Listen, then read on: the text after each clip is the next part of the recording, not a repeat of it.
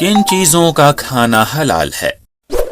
یہ دنیا کھانے پینے کی متعدد اشیاء سے بھری ہوئی ہے، لیکن اسلامی احکام کے مطابق کچھ چیزیں ایسی ہیں جن کا استعمال کھانے میں جائز نہیں ہے، کیونکہ وہ انسان کے جسم یا روح کو نقصان پہنچا سکتی ہیں۔ اس ایپیسوڈ میں ہم ان چیزوں کے بارے میں گفتگو کریں گے جن کو کھانے کے لیے استعمال کرنا جائز نہیں ہے۔ ہم یہ گفتگو جانوروں اور کیڑوں سے شروع کرتے ہیں۔ کسی بھی گوشت کے حلال ہونے کی 2 شرطیں ہیں۔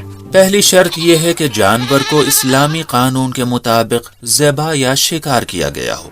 اس مسئلے کو ایک الگ ایپیسوڈ میں تفصیل سے بیان کیا جائے گا۔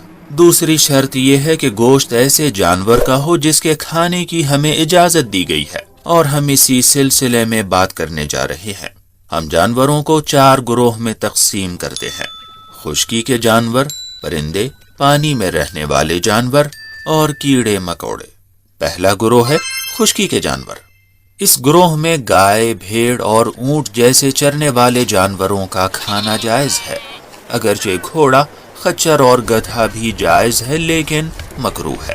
اور وہ جنگلی جانور جو قدرتی ماحول میں رہتے ہیں جیسے ہرن، جنگلی گائے، جنگلی بھیڑ، زیبرا وغیرہ، یہ بھی حلال ہیں۔ اب وہ جانور جن کا کھانا حرام ہے، وہ جانور جن کے نوکیلے دانت، پنجے اور بڑے ناخن ہوتے ہیں، جیسے دریائی گھوڑا، جنگلی سور، چیتا، شیر اور لومڑی۔ کتا، سور اور بلی حالانکہ بعض جگہوں پر پالتو مانے جاتے ہیں، مگر پھر بھی یہ حلال نہیں ہے۔ مسخ شدہ جانور جیسے بندر، ہاتھی اور بھالو، یہ بھی حرام ہے۔ اسی طرح تمام چھوٹے جانور جو زمین میں رہتے ہیں جیسے چوہا، سانپ، ساہی وغیرہ کا کھانا بھی جائز نہیں ہے۔ اور آخر میں مکتب اہل بیت علیہ السلام کے مطابق خرگوش بھی حرام جانوروں میں شمار ہوتا ہے۔ دوسرا گروہ پرندوں کا ہے۔ پرندے 2 قسم کے ہوتے ہیں، وہ کہ جن کے پر نہیں ہوتے ان کا کھانا حرام ہے، جیسے چمگادڑ، اور وہ پرندے کے جن کے پر ہوتے ہیں ان میں سے بھی ان پرندوں کا کھانا حرام ہے جو شکاری ہوتے ہیں اور ان کے پنجے اور بڑے ناخن ہوتے ہیں۔ اب سوال یہ کہ پرندوں کی اقسام میں سے شکاری اور بڑے ناخن اور پنجوں والے پرندوں کا پتہ کیسے لگائیں؟ ان 2 قسموں کے پرندوں کو الگ کرنے کا آسان راستہ یہ ہے کہ جب وہ پرواز کر رہے ہوں تو ان میں غور کریں کہ اگر وہ آسمان میں اڑتے وقت اپنے پروں کو زیادہ چلاتے ہیں تو ایسے پرندے حلال ہیں، لیکن وہ پرندے جو اڑتے وقت پر چلانے سے زیادہ اپنے پروں کو پھیلا کر رکھتے ہوں تو یہ پرندے شکاری ہوتے ہیں اور ان کا کھانا حرام ہے۔ مثال کے طور پر فاختہ، جو آسمان میں اڑتے وقت زیادہ تر اپنے پروں کو چلاتی ہے، جبکہ چیل جب آسمان میں اڑتی ہے تو اس کے پر زیادہ تر کھلے ہوتے ہیں۔ اب اس اصول کے مطابق فاختہ حلال ہے اور چیل حرام ہے۔ اب ایک اور سوال، اگر اڑتے وقت کسی پرندے کا پر چلانا اور پھیلانا برابر ہو تو پھر کیا حکم ہے؟ ایسی صورتحال میں پرندے کے حلال اور حرام ہونے کا پتہ لگانے کے لیے ایک اور قاعدہ ہے، اور وہ یہ کہ پرندوں میں پھوٹے کانٹ اور پیروں میں پیچھے کی طرف کانٹے کا ہونا ہے۔ ان میں سے کسی ایک علامت کے ہونے کا مطلب یہ ہے کہ اس پرندے کو کھانا حلال ہے۔ کانٹ پرندے کے گلے میں ایک چھوٹا سا حصہ ہوتا ہے جہاں عارضی طور پر کھانا جمع ہوتا ہے۔ پوٹا پرندوں کے پیٹ کا ایک حصہ ہے جہاں کھائی ہوئی کنکریاں جمع ہوتی ہیں، اور کانٹا پرندوں کے پیر کے پیچھے ایک خاردار ابھری ہوئی چیز ہوتی ہے۔ اور اگر یہ دونوں قاعدے آپس میں ٹکرائیں تو پہلے والے قاعدے پر عمل کیا جائے گا۔ تیسرا گروہ پانی میں رہنے والے جانور۔ وہ تمام مچھلیاں جن کے جسم پر فلس یعنی چھلکا ہوتا ہے ان کا کھانا حلال ہے۔ کبھی ایسا ہوتا ہے کہ کچھ مچھلیوں کے فلس اور چھلکے پتھروں پر بار بار رگڑ پڑنے کی وجہ سے گھس جاتے ہیں۔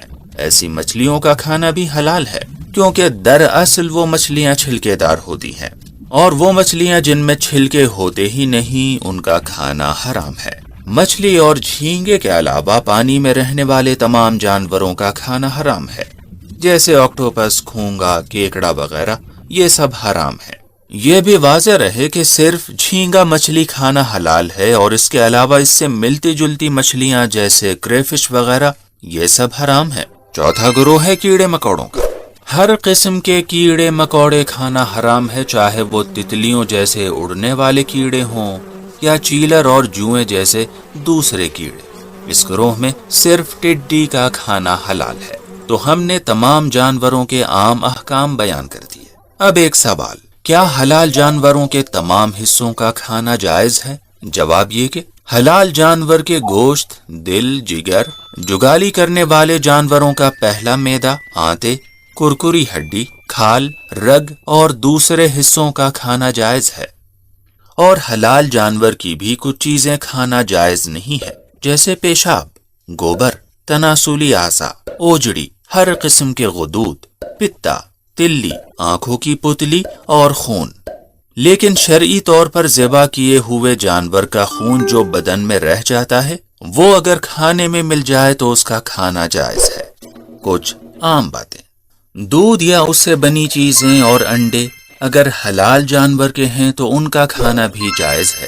اگر کسی انڈے کی حقیقت معلوم نہیں ہے تو اس کے کناروں کو دیکھا جائے گا۔ اگر ان کی شکل ایک طرح کی نہیں ہے جیسے مرغی کے انڈے ہوتے ہیں تو ان کا کھانا حلال ہے، اور اگر ان کے کنارے ایک ہی طرح کے ہیں تو وہ حلال نہیں ہیں۔